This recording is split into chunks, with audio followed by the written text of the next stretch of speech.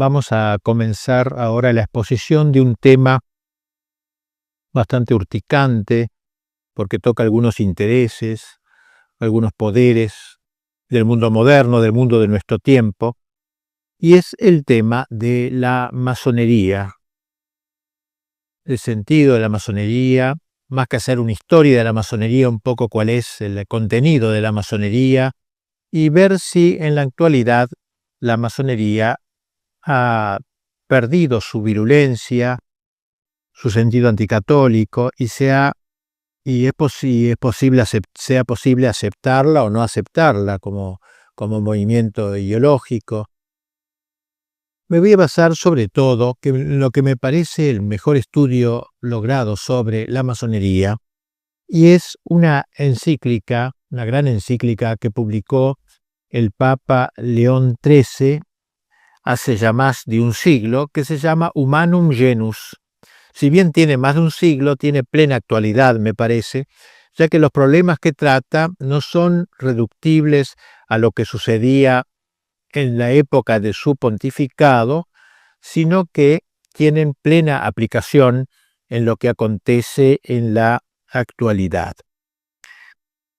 No podemos dejar de lado esta doctrina pontificia que se nos muestra no como una creación del Papa León XIII, un invento del Papa León XIII, relativo solamente a lo que sucedía en su tiempo, sino que debe ser leída, como trataremos de hacerlo, en continuidad con la doctrina mantenida a lo largo de tanto tiempo, varios siglos atrás podríamos decir, y que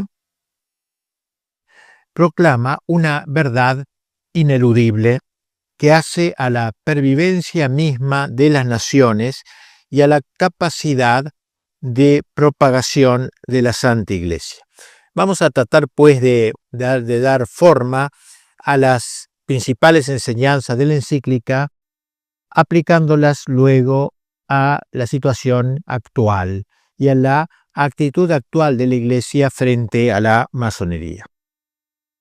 Ya desde el comienzo de su documento, el Santo Padre presenta la lucha que la masonería lleva contra la Iglesia en una dimensión auténticamente teológica. Es decir, no es una lucha de poderes, sino es una lucha entre el bien y el mal. Y así dice el Papa: el género humano, después de apartarse miserable, creador y dador de los bienes celestiales, por envidia del demonio quedó dividido en dos campos contrarios, de los cuales el uno combate sin descanso por la verdad y la virtud, y el otro lucha por todo cuanto es contrario a la virtud y a la verdad. El primer campo es el reino de Dios en la tierra, es decir, la Iglesia verdadera de Jesucristo. El otro campo es el reino de Satanás. Bajo su jurisdicción y poder se encuentran todos los que, siguiendo los funestos ejemplos de su caudillo y de nuestros primeros padres, se niegan a obedecer la ley divina y eterna y emprenden multitud de obras prescindiendo de Dios o combatiendo contra Dios. Es decir, enmarca el Papa la lucha de la masonería contra Cristo en una visión, una cosmovisión amplia de la historia. Podríamos decir que va poco menos que del Génesis al Apocalipsis. Y en ese sentido, entronca su enseñanza con la doctrina de San Agustín, que expresó sobre todo en su gran obra de Civitate Dei, de la ciudad de Dios, donde habla de esta secular lucha que marca la historia, que da una explicación de la historia a la luz teológica, como si dijéramos que mira la historia desde los ojos de Dios, no desde los ojos miopes nuestros que ven con pocos alcances. En cambio, el Papa tiene esa visión, San Agustín tiene esa visión genérica y grande de la historia, donde presenta todo el acontecer histórico, el devenir histórico, como la expresión de una de un enfrentamiento de dos ciudades, la ciudad de Dios, que da el título a su libro de Civitate Dei, y la ciudad del mundo, que se manifiestan con leyes contrarias y aficiones contrarias, compendiándose con sutil brevedad sus respectivas causas eficientes en estas palabras del santo doctor y obispo de Hipona San Agustín. Dice, en el texto central de Civitate Dei, dice San Agustín: dos amores edificaron dos ciudades. El amor de sí mismo hasta el desprecio de Dios edificó la ciudad terrena. El amor de Dios hasta el desprecio de sí mismo, la ciudad celestial. Es decir, dos amores que explican este enfrentamiento, el amor de Dios y el amor del hombre. El amor de Dios, considerado como el primado al cual se ordena todo el resto de la creación, el hombre incluido, y el amor del hombre, con mayúscula, el hombre endiosado, autoendiosado, que se eleva, consintiendo en cierta manera a la tentación paradisíaca: seréis como dioses, que Satanás dirigió a nuestros primeros padres. Por eso decíamos que su visión abarca todo el tiempo que corre desde el Génesis hasta el Apocalipsis. Es natural que San Agustín, al presentarnos este gran proyecto, esta gran visión teológica con ojos divinos, ojos de águila, de toda la historia, sus análisis concretos no podían rebasar la época en que vivió. San Agustín murió en el siglo V y obviamente no pudo explicarnos lo que sucedería después de su muerte, y por eso desde el siglo V, hasta que va explicando desde el Génesis hasta el siglo V, hace un salto hasta el fin de los tiempos, hablando del juicio, del cielo, del infierno, de la gloria. Pero claro, deja este bache inconcluso, estos siglos que separan siglo V del fin de los tiempos, sin escribir. Obviamente él no podía saber lo que iba a pasar luego, pero sí nos ha dejado las claves de interpretación histórica. Gracias a esas claves podemos luego interpretar lo que ha ido sucediendo a lo largo de los siglos. Pero nos interesa ver cómo León XIII, al empezar su encíclica Humanum Genus sobre la masonería, la pone a la luz de esta gran visión agustiniana del enfrentamiento de las dos ciudades. Y así León XIII, luego de haber aludido a ello, añade lo siguiente. Dice: durante todos los siglos han estado luchando entre sí con diversas armas y múltiples tácticas, aunque no siempre con el mismo ímpetu y ardor. En nuestros días, todos los que favorecen el campo peor parecen conspirar a una y pelear con la mayor vehemencia bajo la guía y con el auxilio de la masonería, sociedad extensamente dilatada y firmemente constituida por todas partes.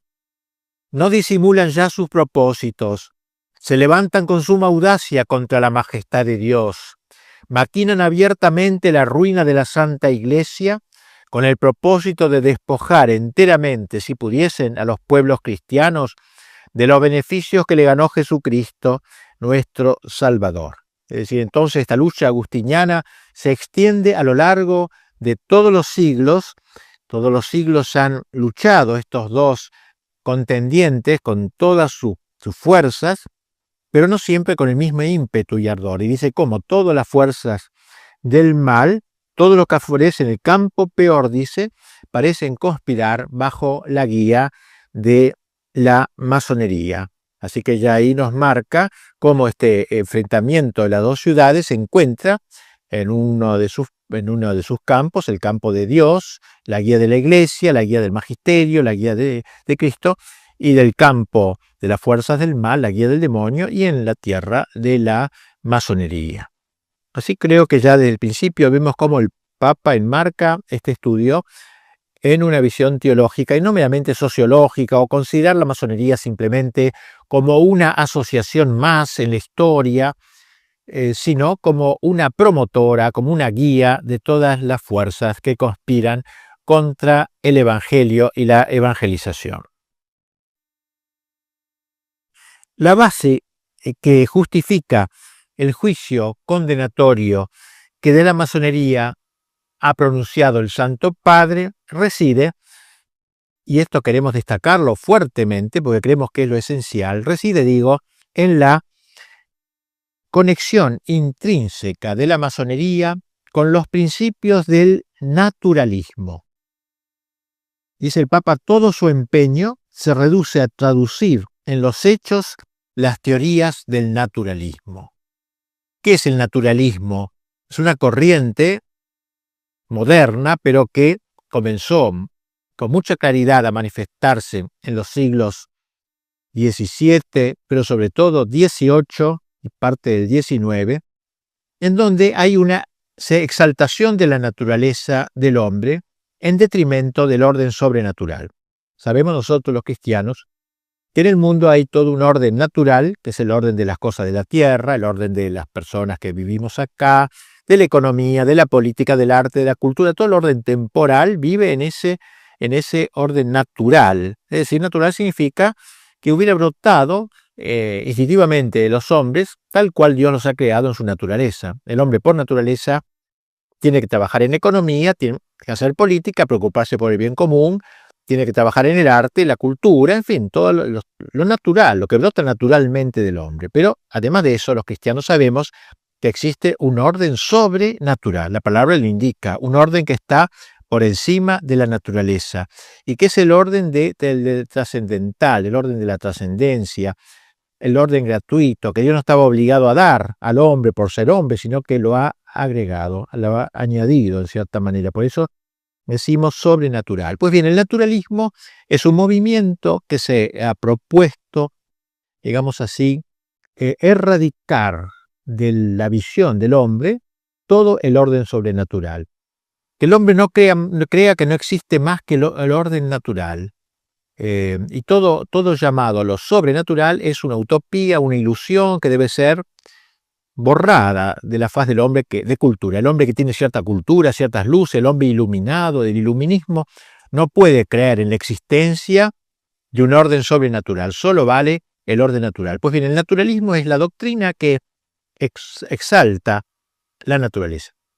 Se abroquela en la naturaleza, se encierra ahí en la naturaleza, no quiere saber nada del orden sobrenatural porque piensa que ya el hombre se basta a sí mismo. El hombre con sus propias fuerzas podrá perfectamente solucionar todos sus problemas y los problemas de la sociedad. Si no le alcanzan sus propias fuerzas, la fuerza de toda la sociedad unida le permitirá al hombre alcanzar su felicidad en la tierra. Fíjense ustedes que es un poco la tendencia que luego tendría el marxismo cuando hablara Marx de el paraíso en la tierra, o sea, el hombre que logra con sus solas fuerzas, a fuerza de músculos, encontrar su salvación, su felicidad en la tierra. Eso es el naturalismo, una herejía, propiamente la más grande herejía de nuestro tiempo. Y dice un autor contemporáneo, Gabriel del Noche, que él piensa que el fin de la historia, la época del anticristo, se caracterizará por una victoria casi general del naturalismo. O sea, el anticristo será una figura política que impondrá la doctrina del naturalismo en todo el mundo, de modo que pocos sean los que van a resistir, como dice el Apocalipsis, un pequeño resto, y casi todo el mundo vivirá a la luz de esta mentalidad naturalista. Pues bien, reitero lo que dice el Papa, todo el empeño de la masonería se reduce a traducir en los hechos las teorías del naturalismo. ¿Ven ustedes entonces? Tratar de meter el naturalismo en las almas, en los corazones, en las sociedades, traducir en los hechos, llevar el naturalismo a la práctica, dejar que sea una doctrina teórica o de escritorio y pase a ser una doctrina convocante y que esté en el corazón de los hombres y de las sociedades. Pasa luego el pontífice a señalar los distintos aspectos que caracterizan el naturalismo y se trasuntan en la cosmovisión de la masonería. El principio fundamental de los que profesan el naturalismo, dice el Papa, es que la naturaleza humana y la razón natural del hombre han de ser en todo soberanas absolutas. O sea, no aceptar ninguna soberanía de lo sobrenatural, de lo alto que no existe. Toda la soberanía está en la razón soberana, la naturaleza soberana. De ahí prosigue el Papa el culto que la masonería rinde a la razón, a las luces de la razón, como lo llama, cerrándose a toda verdad que en una u otra forma pudiera trascenderla, ya que dicha verdad, en el caso de existir, implicaría un menoscabo de su soberanía. Es decir, cerrarse a toda verdad. Las luces de la razón, una palabra muy querida por la masonería, las luces, por eso es el iluminismo, ello es toda una época que marcó la historia y que sigue ahora teniendo una gran importancia.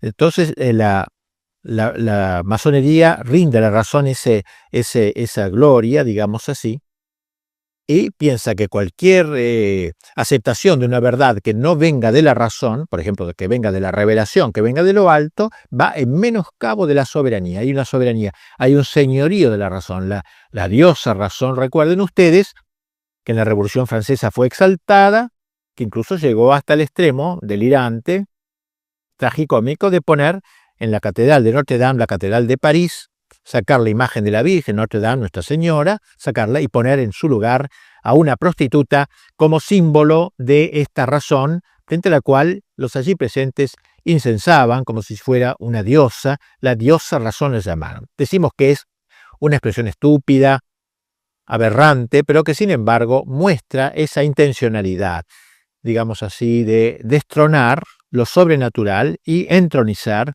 esta nueva diosa, la diosa de la razón soberana, es decir, que no reconoce nada por sobre la razón. Pues el Papa ha dicho con toda claridad, explica esto. Entonces, sigue diciendo el Papa, ante esta actitud implica que no hay lugar ya para la revelación divina y por consiguiente carecen de sentido los dogmas religiosos, porque el dogma precisamente es una verdad que viniendo de lo alto la asume el magisterio de la Iglesia y la propone así como es, como una verdad infalible, porque ha venido justamente de lo alto. Y así, escribe el Papa, no aceptan verdad alguna que no pueda ser alcanzada por la razón humana. Por ejemplo, que la verdad de que Cristo es Dios, digamos así, o la verdad de que Dios es un y trino, hay un solo Dios y tres personas, la verdad de la Eucaristía, la presencia real de Jesucristo, la transubstanciación, todos esos dogmas, digamos, no caben de ninguna manera porque disminuyen la razón humana, disminuyen al hombre, la soberanía del hombre.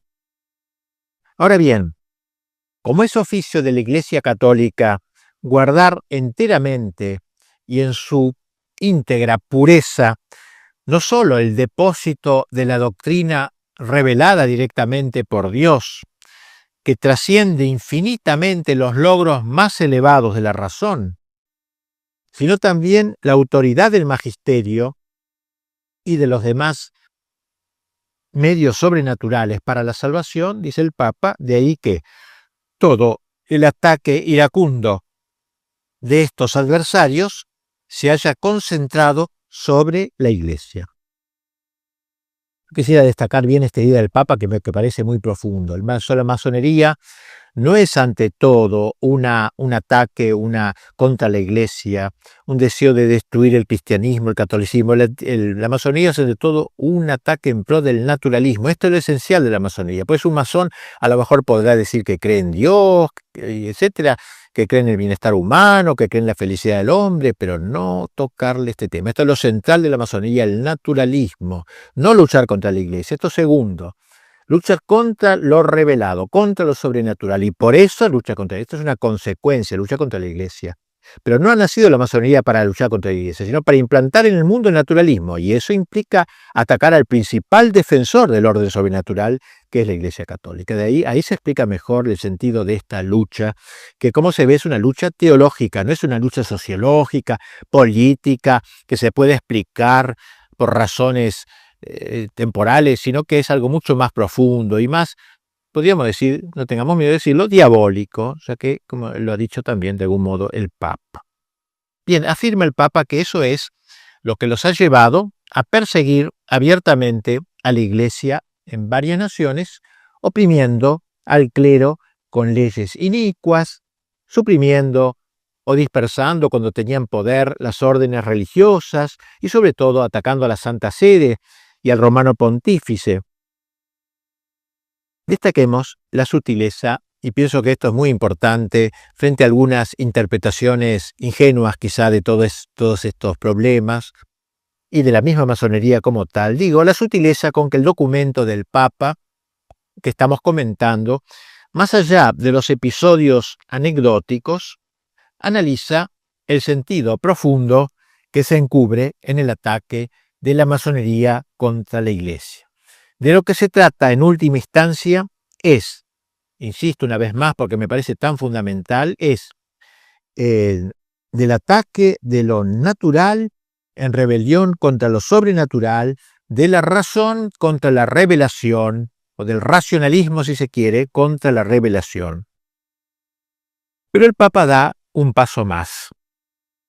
Como la secta, como la llama secta, en su afán libertario, ha declarado la independencia de la razón humana respecto de toda revelación o de todo magisterio que la trascienda, que trascienda la razón, que no esté estrictamente incluida en las coordenadas de la razón, resulta que en la práctica algunos masones optan por aceptar a Dios, creen en Dios o dicen que aceptan a Dios, otros por negarlo, otros tienen de Dios un concepto totalmente erróneo. O sea, no todos los masones dicen Dios no existe de ninguna manera. Una vez destruido o averiado este concepto fundamental de lo que es Dios o de quién es Dios, caen en tierra por falta de sustento no tan solo todo el conjunto de verdades sobrenaturales negadas a priori por los masones, ya que todo lo sobrenatural no existe, sino también las mismas verdades naturales. Y esto es una genialidad del Papa, ¿no? Un poco de acuerdo a aquello que decía Chesterton, que cuando se destruye el orden sobrenatural, se atenta contra el orden natural, porque el orden natural de alguna manera se apoya en el orden sobrenatural. Si yo quito el orden sobrenatural, dejo sin sostén al orden natural. Y entonces dice que los masones, que si bien al principio no negaban el orden natural, por el hecho de negar el orden sobrenatural, acaban por negar, por ejemplo, la creación libre del universo por parte de Dios, algunos masones, o la providencia divina sobre el mundo, o sea, Dios hizo el mundo pero luego lo deja marchar a su arbitrio, o la inmortalidad del alma, como algunos masones niegan, o el premio o castigo en la otra vida. Es decir, dice el Papa con claridad, que derribado el orden sobrenatural, se desploma también el orden natural. Parece un dato muy inteligente, muy importante del Papa, frente a todos estos naturalistas que enarbolan el orden natural y no se dan cuenta que se autodestruyen al negar el orden sobrenatural, porque le quitan la base y la sustentación. San Agustín lo decía a su manera: el hombre que se resiste a dejarse elevar a lo sobrenatural, ineludiblemente se va degradando hacia lo animal. O sea, el hombre es un ser extraño, es un ser hecho para el éxtasis. Éxtasis significa salir de sí. O sale de sí para arriba, endiosándose por la gracia, se hace superhumano, podríamos decir, sobrehumano, pero por la gracia, así, o el hombre se degrada hacia abajo, se sale de sí hacia abajo, degradándose, animalizándose. No existe entonces el naturalismo puro, el humanismo químicamente puro, el hombre químicamente puro no existe. El hombre está hecho para trascenderse, o se trasciende hacia arriba por la gracia, o se trasciende, digamos, inventemos una palabra, trasdesciende de sí por el pecado, degradándose y animalizándose. No resulta posible establecerse de manera definitiva en un orden puramente racional, clausurado a toda trascendencia.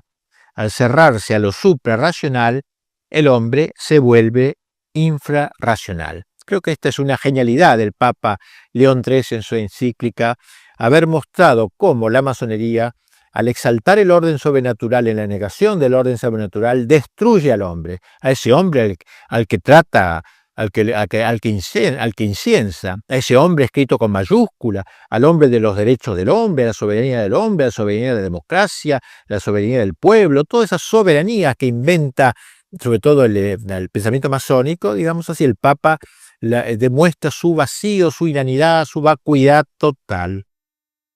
El naturalismo es un atentado contra la inteligencia que al cerrarse a la verdad sobrenatural queda, por así decirlo, como castrada. Y como la voluntad sigue a la inteligencia, también la voluntad se ve herida en su tendencia hacia el bien. O sea, no solamente queda herida la inteligencia del hombre, sino también su propia voluntad. Las tres fuentes o verdades de donde brotan toda moral y toda justicia son, según la enseñanza de León XIII, en primer lugar, un Dios creador y gobernador providente del mundo. En segundo lugar, una ley eterna que manda conservar el orden natural y prohíbe perturbarlo. Y finalmente, el fin último del hombre, más allá de todas las realidades humanas y de esta transeúnte, pasajera vida terrenal. Si se suprimen, dice el Papa, como suelen hacerlo el naturalismo y la masonería, la ciencia moral y el derecho quedan destituidos de todo fundamento y defensa. En efecto, dice el Papa, la única moral que reconoce la familia masónica es la llamada moral cívica, independiente y libre, es decir, una moral que excluye toda idea religiosa. Y aquí tenemos cómo aquella masonería que inicialmente se mostró prorreligiosa, creyendo quizás en Dios, etc., acaba diluyendo todo esto, diluyéndose plenamente en una secta, digamos, donde queda excluida toda idea religiosa. El rechazo de las verdades enseñadas por Dios, este iluminismo, este racionalismo, conduce necesariamente, según observa con sagacidad el Santo Padre, a la negación del pecado de nuestros primeros padres.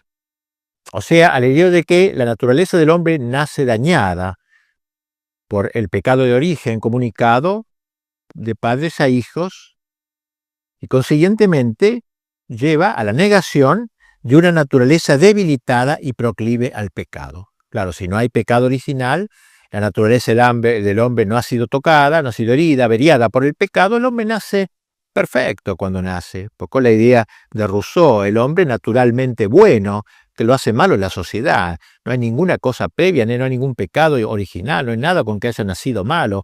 Es bueno, de por sí, si lo dejaran, por ejemplo, en una selva, sería buenísimo el hombre. ¿Por qué se hace malo el hombre? Por la sociedad lo arruina. Bueno, esta un poco es la idea de Rousseau, ¿no? Hemos visto, por el contrario, hasta qué punto los masones exageran las fuerzas y la excelencia de la naturaleza humana. Precisamente porque el hombre no tiene pecado de origen, exageran la fuerza de la justicia humana, poniendo en esta el único principio regulador de la justicia. Ni siquiera se les llega a ocurrir la necesidad de que hay que sofrenar los ímpetus de la naturaleza y sus pasiones desordenadas. O sea, si el hombre ha nacido sin pecado original, sin malos instintos, ¿por qué la necesidad de mortificar las pasiones? Dejemos libre curso a los ímpetus del hombre, a las tendencias del hombre. Dejémosle libre curso, porque son sanas, son buenas. De modo que no es necesario adquirir un señorío de sí, como dicen los cristianos, un dominio de sí, fruto de un combate, una lucha interior, un combate prolongado y una constancia muy grande. No existe lucha interior, sino que el hombre de por sí es naturalmente bueno. Se trataría de una nueva y sutil formulación del viejo pelagianismo. ¿Qué era esto? El pelagianismo era una vieja herejía llamada así por su fundador, un tal Pelagio, el cual él y sobre todo sus seguidores sostenían que el hombre podía salvarse con sus propias fuerzas. Es decir, que los cristianos decimos que para salvarnos necesitamos la ayuda de Dios, la ayuda de la gracia. Los pelagianos decían que no, que el hombre se podía salvar y autorredimirse, salvarse solo. Pues bien, podríamos decir que la masonería resucita la vieja idea pelagiana. El hombre, por las solas fuerzas de su voluntad, es capaz de adquirir la rectitud natural. No necesita de la ayuda de Dios. El hombre, a fuerza de músculo, dice, quiero ser bueno y punto, y es bueno y se terminó. Y así entonces, que esta rectitud natural, que para el masón es la única concebible, porque no hay rectitud sobrenatural, la única concebible, así como por la sola fuerza de su razón, puede alcanzar la plenitud de la verdad. O sea, la razón, como no está herida por el pecado, solamente y sin ayuda de revelación puede llegar a la verdad total. Y la voluntad, como tampoco está herida por el pecado, no necesita vencer a las pasiones, sino que ella sola puede llegar a conquistar la felicidad. ¿Ven ustedes a dónde llega el naturalismo, el racionalismo, el naturalismo, cuando se alcanzan sus últimas consecuencias? Sin embargo, como insinuábamos más arriba, una actitud semejante, negatoria de la gracia, en realidad acaba por desembocar no en el santón laico, ese masón honesto, naturalmente honesto, digamos así, honesto burgués, como se ha dicho a veces, que se esperaba, sino en un hombre abiertamente desenfrenado. Si en el fondo, si se le deja al hombre seguir los instintos, seguir sus ocurrencias intelectuales, no es como el hombre no es naturalmente bueno, como dicen los masones, sino está tocado por el pecado, ¿no? Entonces acaba en el desenfreno total. Justamente si no hay una lucha interior, si no hay una victoria interior sobre las pasiones, el hombre acaba en un caos, en una Babel interior. Y así dice el Papa, comentando esto, dice, por esto vemos el ofrecimiento público a todos los hombres de innumerables estímulos de las pasiones, periódicos y revistas sin moderación ni vergüenza alguna, obras teatrales extraordinariamente licenciosas.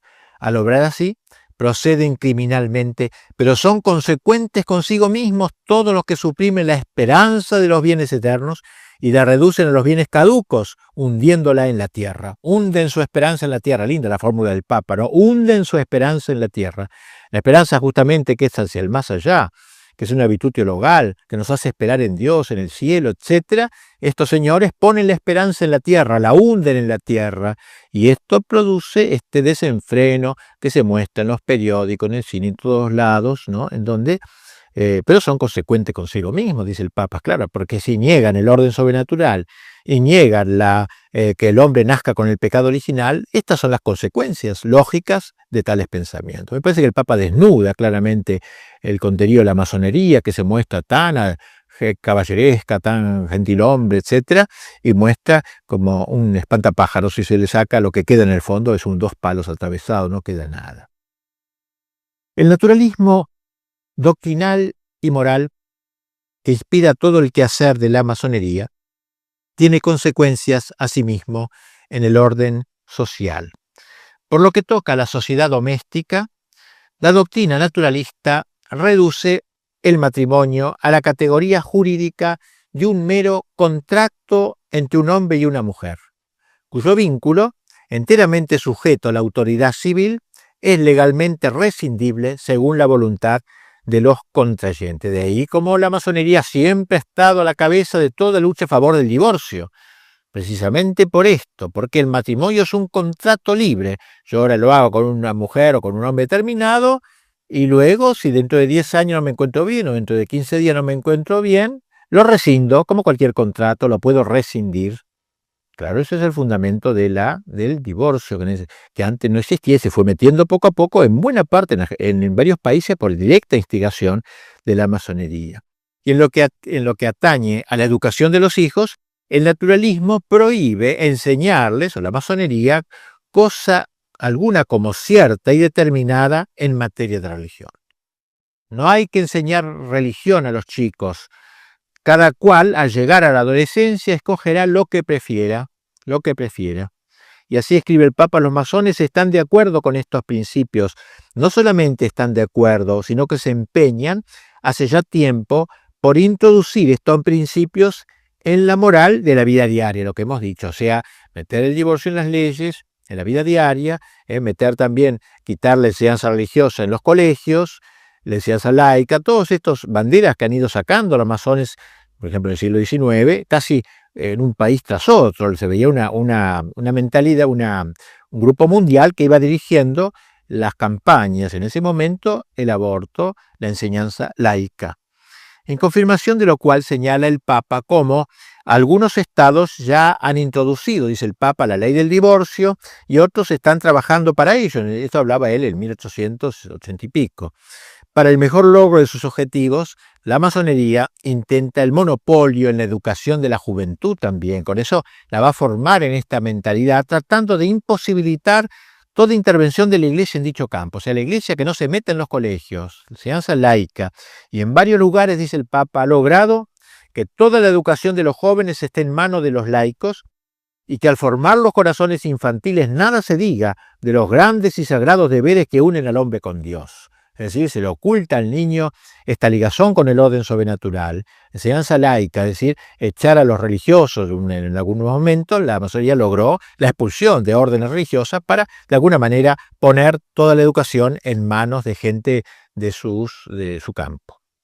Y en cuanto a la sociedad política, sigue diciendo el Papa, la intervención de la masonería es también demasiado evidente, trabajando tenazmente por anular todo posible influjo del magisterio y de la autoridad de la Iglesia en el ser y el obrar de los estados.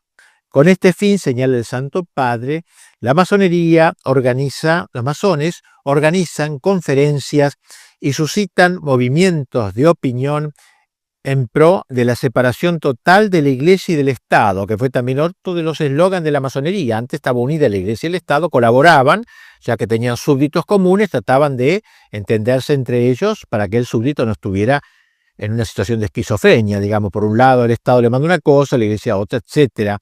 Pues bien, una de las banderas de la masonería fue la separación de la Iglesia y el Estado, así como fue también el divorcio, vimos, y la educación laica, la separación de la Iglesia y del Estado, es decir, acabar con los estados confesionales, con los estados católicos, con el fin de eliminar todo resto de cristiandad, del influjo cristiano sobre el orden temporal, apoderarse del poder político. Excluyen así, dice el Papa, de la legislación y de la administración pública el influjo saludable de la religión católica, de lo cual se sigue la tesis de que la constitución total del Estado debe establecerse al margen de las enseñanzas y de los preceptos de la Iglesia. O sea, el Estado tiene que seguir su camino totalmente al margen de la enseñanza de la Iglesia, cosa que vemos actualmente casi impuesta en la mayor parte de los estados modernos. Pues bien, todo esto es un logro, podríamos decir, de la masonería. La idea que los masones se hacen de la vida ciudadana coincide admirablemente con el concepto liberal de la política. Más aún, el liberalismo es hijo directo de la masonería, la concreción del naturalismo masónico en el ámbito de la política. Pero la fecundidad de la masonería no se agota solo en el liberalismo. El Santo Padre, adelantándose en cierta manera a lo que la historia demostraría con los hechos, enseña que la masonería, al engendrar el Estado liberal, preparaba el camino al socialismo marxista. Y piensen que esto lo dice el Papa casi contemporáneamente a Marx, fines del siglo XIX, fue como un profeta. Dice el Papa en su encíclica, estos cambios y estos trastornos son los que buscan de propósito muchas asociaciones comunistas o socialistas. La masonería, que favorece en gran escala los intentos de estas asociaciones y coincide con ellas en los principios fundamentales de su doctrina, no puede proclamarse ajena a los propósitos de aquellas. Bien, la masonería solo puede ser entendida a fondo si se la considera en el contexto del gran proceso desacralizador que comenzó a fines del siglo XIV. La Edad Media, a pesar de todos sus defectos, logró plasmar la cristiandad. Cristiandad significa la impregnación por parte del Evangelio del orden temporal, de la política, de la cultura, del arte, de la economía, impregnado todo por el espíritu del Evangelio. Esta sociedad cristiandad descrita con tanta expresividad por el mismo León XIII en su encíclica Immortale Dei, donde decía al que el Papa hubo un tiempo, triste la expresión, ¿no? Hubo un tiempo como con nostalgia, Hubo un tiempo en que la filosofía del Evangelio gobernaba los estados. Entonces aquella energía propia de la sabiduría cristiana, aquella su divina virtud, había penetrado profundamente en las leyes, instituciones y costumbres de los pueblos, en todos los órdenes y problemas del Estado, cuando la religión fundada por Jesucristo, colocada firmemente sobre el grado de honor y de altura que le correspondía, florecía en todas partes, secundada por el favor de los príncipes y por la legítima tutela de los magistrados, y el sacerdocio y el imperio, concordes entre sí, departían con toda felicidad en amigable consorcio de voluntades e intereses. Organizada de este modo, la sociedad civil produjo bienes muy superiores a toda esperanza. Y miren cómo termina este texto el Papa: todavía subsiste la memoria de ellos y quedará consignada en un sinnúmero de monumentos históricos, ilustres e indelebles, que ninguna corruptibilidad de los adversarios podrá nunca desvirtuar ni oscurecer. Como diciendo, ¿qué queda de toda esa época gloriosa de cristiandad? Nada, solo algunos monumentos, unas iglesias románicas, góticas, pero todo eso no ha sido destruido y queda firme la memoria. Por eso empezaba el Papa este texto: hubo un tiempo en que la filosofía del Evangelio gobernaba los estados. Lo dice con tristeza, porque en esa época de él ya la masonería había dado pasos fundamentales para la conquista del mundo, de la sociedad, del Estado sobre todo, para sus intentos.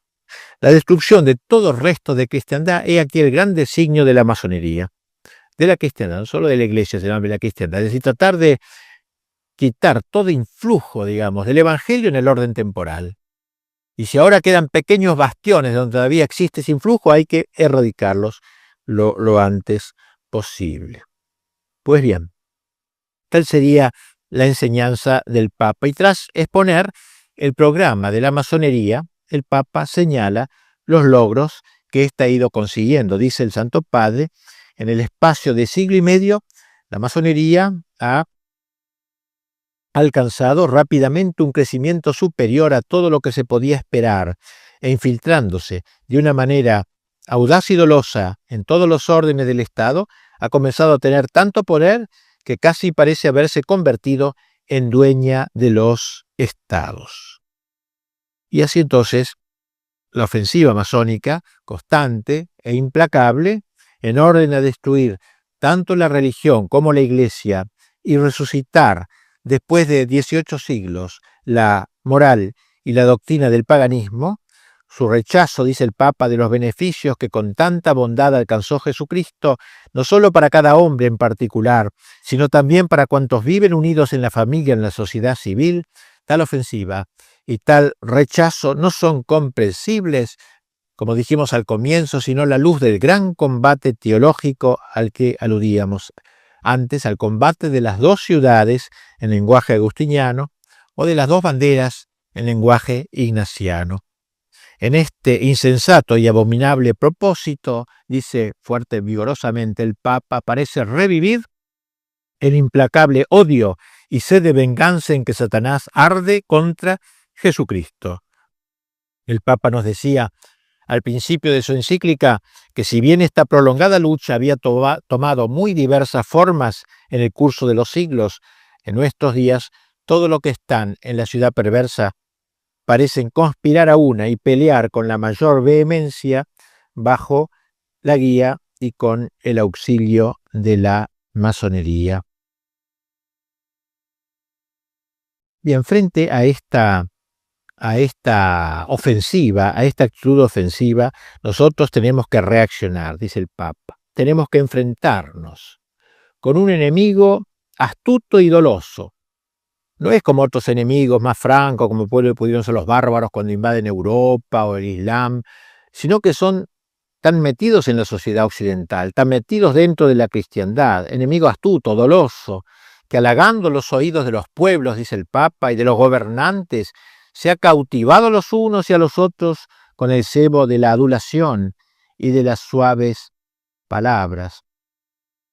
Para lograr el ablandamiento y la ulterior deserción de sus enemigos, la masonería hace correr la versión de que un católico puede colaborar con ella sin abjurar expresamente de la fe católica. Es la táctica que mejor sirve a sus propósitos. Usted puede ser católico y puede ser masón. Y con eso va ablandando más y más toda posible resistencia. Y el Papa da las razones. Dice, en primer lugar, porque este es el camino de engañar fácilmente a los incautos y de multiplicar el número de adeptos. Y en segundo lugar, porque al abrir los brazos a todos los procedentes de cualquier credo religioso, logran, de hecho, la propagación del gran error de los tiempos actuales, el indiferentismo religioso y la igualdad de todos los cultos, que es una manera de arruinar todas las religiones, sobre todo la católica, que como único verdadera no puede ser igualada a los demás sin suma injusticia. Bien, dice el Papa que al tratarse de un enemigo tan taimado, uno de los deberes principales de la lucha contra la masonería será el de desenmascararla. Hacer un poco lo que estoy haciendo yo, desenmascararla. Por eso el Papa, hacia el fin de la encíclica, dirigiéndose especialmente a los obispos, los exhorta a que abran los ojos sobre todo de la juventud, consagrando a su educación la mejor parte de sus esfuerzos. Nunca, dice, harán demasiado en orden a preservar a la adolescencia de las escuelas y maestros que puedan inculcarle el aliento malsano de las sectas. Habrá que incluir en la enseñanza de la doctrina la exposición y la perversidad de la masonería, de modo que todos puedan precaverse de las artimañas que suelen emplear para sus dañados propósitos. Termina el Papa elevando sus ojos a Nuestra Señora y a los santos. Tomemos como auxiliadora y mediadora a la Virgen María, Madre de Dios, dice, ella que venció a Satanás desde el momento de su concepción, despliegue su poder contra todas las sectas impías en que se ven revivir claramente la soberbia contumaz, la indómita perfidia y los astutos engaños del demonio. Pongamos por intercesores al príncipe de los ángeles, San Miguel, a San José, esposo de la Virgen Santísima, a los grandes apóstoles Pedro y Pablo, invictos defensores de la fe católica. Tales son, a grandes rasgos, las principales ideas del Papa León XIII sobre la masonería, sobre esta gran ofensiva masónica fundamental para entender lo que sucede en los últimos tiempos. Tras la lectura de esta encíclica del Papa, alguno podría preguntarse si ella no resulta arcaica. ¿No es algo propio de épocas pasadas, los del Papa? Las cosas de ahora son como fueron entonces.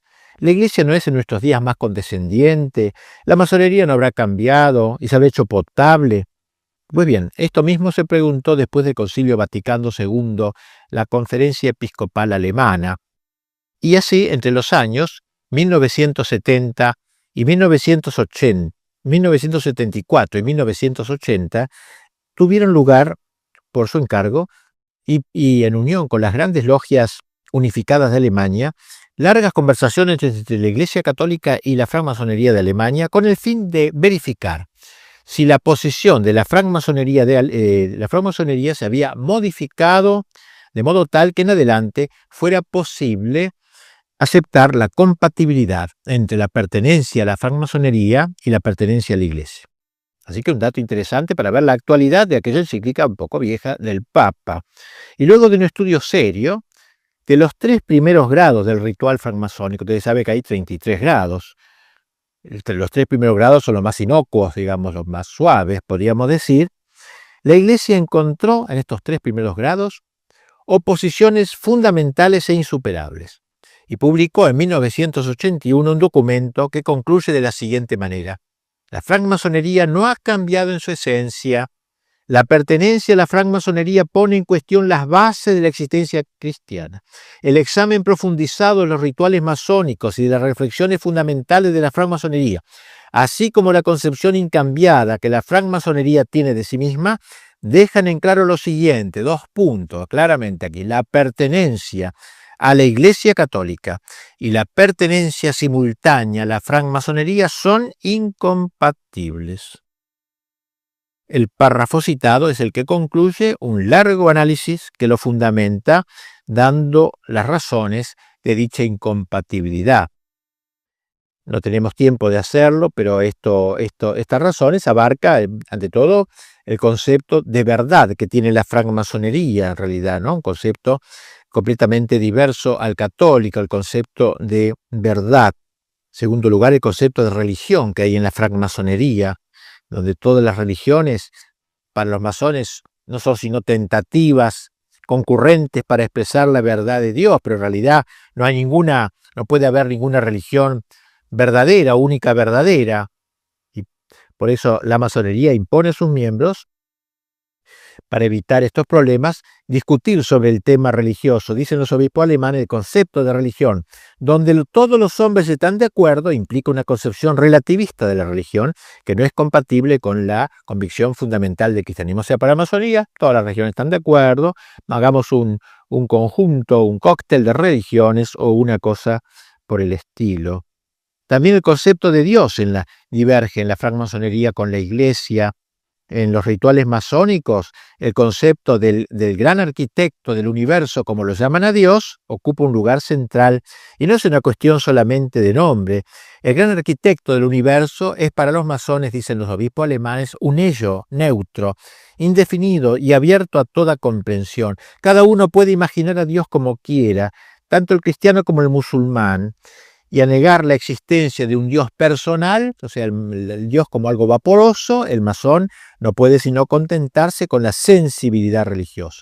Frente al gran arquitecto del universo, el alejado, en un alejamiento deísta, entonces el Dios católico no puede ser aceptado como tal. Y finalmente el concepto de perfección humana en la francmasonería. La masonería busca la perfección ética del hombre, digamos así, mediante una moral completamente natural, independiente de la gracia pelagiana, como decíamos.